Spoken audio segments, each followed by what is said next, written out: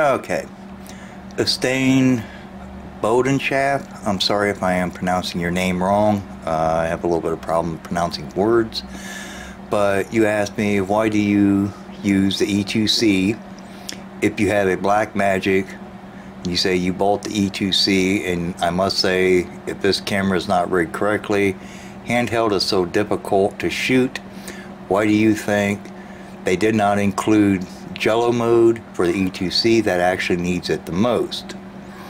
And on your second question here, you asked, do you know how to delete puts on the E2C? I'm assuming you mean LUTs.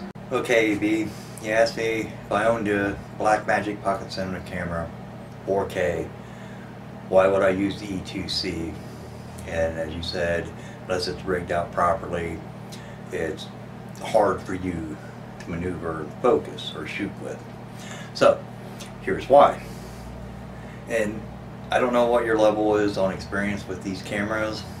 These are cine cameras. They're not a cell phone. They are not a handheld VCR camera, camcorder, or whatever you want to call them. These are cine cameras. They're designed around to be modular. So in your first sentence, you answered your own question. It's having the right tool for the right job. It's how you rig it out.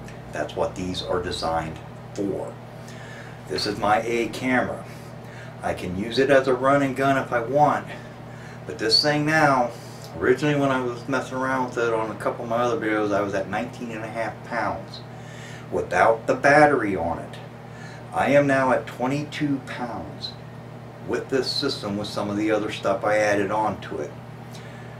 And mostly it's my rail adapters that I got for my tripod, because I lost one of them, and the company that I got these from is not making them anymore. So I had to go with a more expensive one, and which they are worth their money. They're more expensive, but they're a lot more heavier. So that added a lot more weight, and I did some upgrade on a focus puller, which is right here. First one I had, I'm not even going to mention the name because I'm not even tell it, because people will look it up. You'll waste $30 on it, and you're just getting some piece of shit plastic with no bearings. Even though it says it's bearing driven, it is not bearing driven. There's nothing but little, I wouldn't even call them a plastic bushing. I don't know what the hell it is.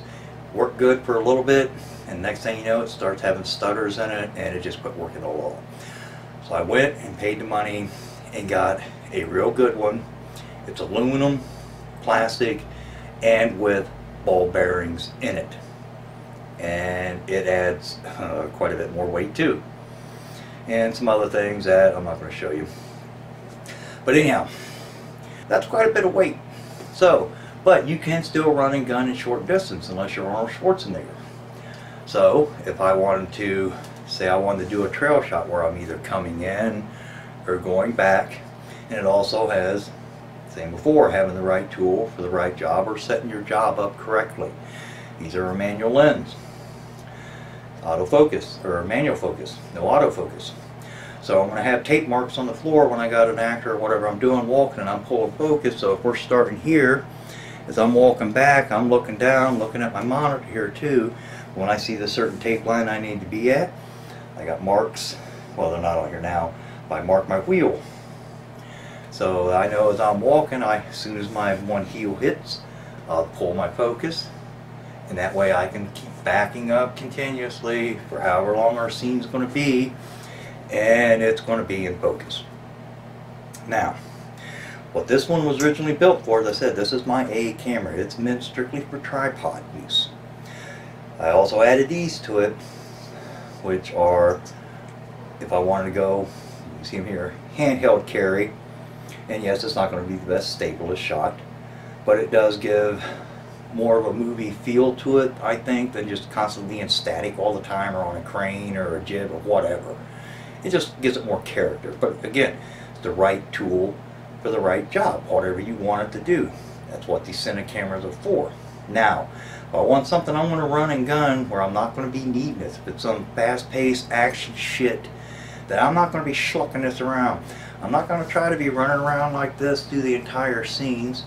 even though you put it into your groin area, because I got a shoulder pad on it, I can still, do anything. I can get down, do low pan shots, get up, do high pan shots down, all this other crazy ass shit. But why? It's a lot of weight. You will fatigue pretty quick. You may think you're holding it steady. Hold this thing for about 5-10 minutes and move it around too. For it, you think you're holding it steady, when you look at your video, your shit's going to be looking like this video you're looking back at. Okay? Hence why I built this little guy. A B camera. Okay? Now, what issues you were having with yours of why you couldn't get it to shoot right, I don't know. I don't know if you build it all up, put some crazy ass full focus system thing here, and whatever else you may have on your system, I don't know. I went with the most simplest, straight simple build that you can run with this thing all day long. All day. And not get fatigued. Okay? The batteries will run dry before you get fatigued carrying this little guy. Okay? This is it. Your straight small rig cage. The Takstar mic. I got my T5 SSD holder on here, but I actually switched over to an Extreme ScanDisk Pro one because one, it was a hell of a lot cheaper and it does just as good. And my wooden grip on it. My 8-inch 15mm rails, everything on this is small rig, and my Mickey lens and my rail adapter for my tripod. Now, the way I use mine, I get 3 points of contacts. My hand, grab it here, put it into my stomach. You can walk with this. You can do whatever you want. Up, down, high shots. And there again, it's the same thing. Plan your shots out.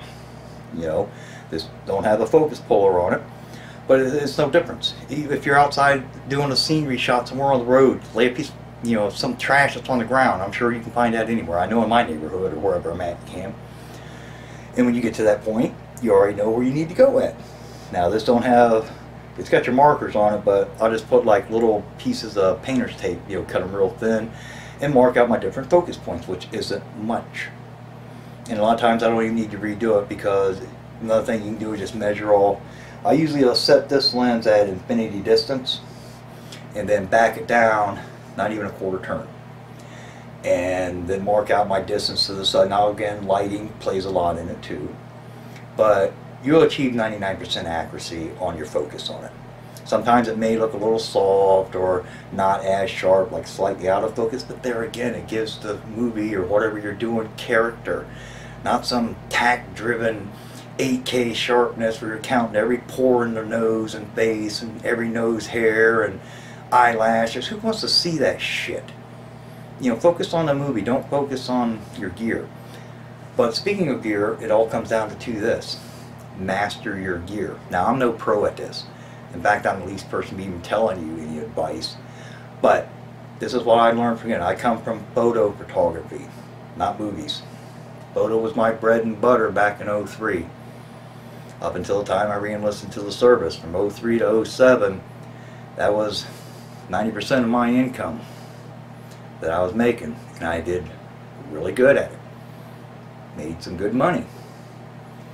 But video, when I got into it, is a whole different animal, people. Because now you got movement, you actually got to really learn your stuff, plan stuff out. You still got to do that with photos. But the video world's a little bit different. So I digress, I'm done with that. But anyhow, EB, I'm sorry I can't pronounce your name correctly, so forgive me, bro. But it's just learning your cameras. I don't know what issues you had using your E2C. But this right now, unless I'm doing some major big project, is my 100% go-to camera. That is the whole purpose why I built this thing. It's lightweight. I can run it all day. Like I said, I will run out of batteries that I have with me before I get tired of carrying this thing. Alright? So it's just learning your equipment. And like I said, it's nothing special. Okay? Just a small rig. Cheap, I think it's a Camtree wooden handle grip. Like $9.99 if you can still find them for $9.99. Come with all your mounting hardware. Can't beat it. And it's real wood.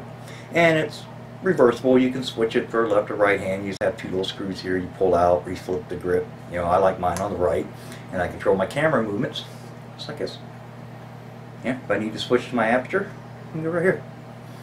I can still get 3 points of contact. Now, if I want to do high pan shots, I can still do that. You know, get yourself a little swivel monitor. I think this is a Bee's View, like $109 with battery. And it gives you 3 different HDMI cables with it. Well, at least mine come with 3 different. But yeah, so just practice with your E2C more.